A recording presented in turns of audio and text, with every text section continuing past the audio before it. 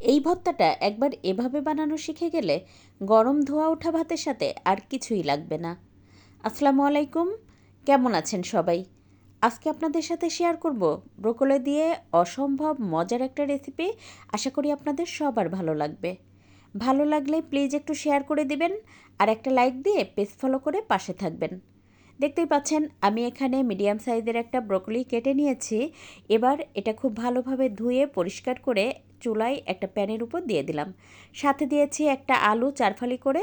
এবার ঢাকনা দিয়ে ঢেকে এটা বলক ওঠা পর্যন্ত অপেক্ষা করব। চুলার আঁচ মিডিয়াম রেখে 4-5 মিনিট আমি এটা রান্না করে নিয়েছি।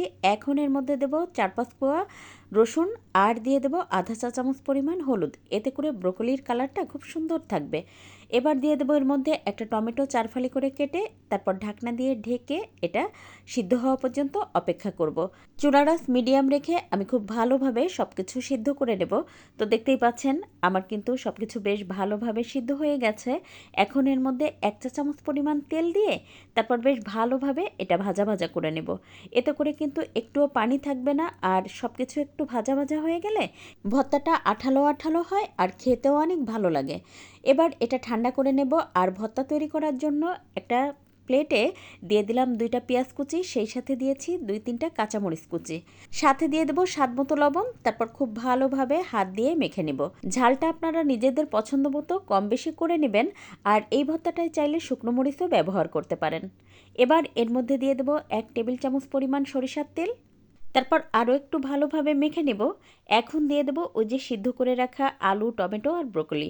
এবার টমেটোর পাতলা আবরণটা ফেলে দেব। তারপর আলু, ব্রোকলি সব কিছু খুব ভালোভাবে হাতের সাহায্যে ম্যাশ করে নেব। এই ভর্তাটা খেতে যে কী পরিমাণ মজার হয়, আপনি একবার হলেও এভাবে ট্রাই করবেন। ইনশাল্লাহ আপনার পরিবারের সবাই অনেক পছন্দ করবে। আর এটা থাকলে গরম ধোয়া ওঠা ভাতের সাথে আর কিছুই লাগবে না।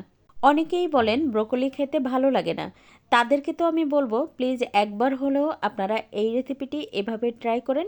দেখবেন সবাই আঙ্গুল চেটেপুটে খাচ্ছে। এবার এর মধ্যে দিয়ে দেব একটা ডিম। আর ডিমটা অবশ্যই দেওয়ার চেষ্টা করবেন, এতে এই ভর্তাটার স্বাদ বহুগুণে বাড়িয়ে দেয়। এই ভর্তাটায় যারা ডিম দিতে চান না তারা চাইলে কিন্তু 2টো চিংড়ি মাছ দিয়েও করতে পারেন, অথবা ঘরে যে কোনো মাছ থাকলে সেটা দিয়েও করে নিতে পারেন। তারপর দেখতেই পাচ্ছেন সব কিছু কিন্তু খুব ভালোভাবে মেখে নিয়েছি। এবার এর মধ্যে দিয়ে দেব একেবারে টাটকা ধনেপাতা কুচি। আর শীতের সময় এই টাটকা ধনেপাতা কুচি দিয়ে যে কোনো ভর্তা করলে ধনেপাতার খুব সুন্দর একটা ঘ্রাণ আসে। ব্রোকলি এমনি রান্না করে না খেয়ে মাঝে মধ্যেই কিন্তু আমি এভাবে ভর্তা করে খাই। এটা আমার পরিবারের সবাই অনেক বেশি পছন্দ করে, আর এভাবে ভর্তা করলে সত্যি অনেক বেশি ভালো লাগে। দেখতেই পাচ্ছেন এই ভর্তাটা কি পরিমাণ লোভনীয় হয়েছে।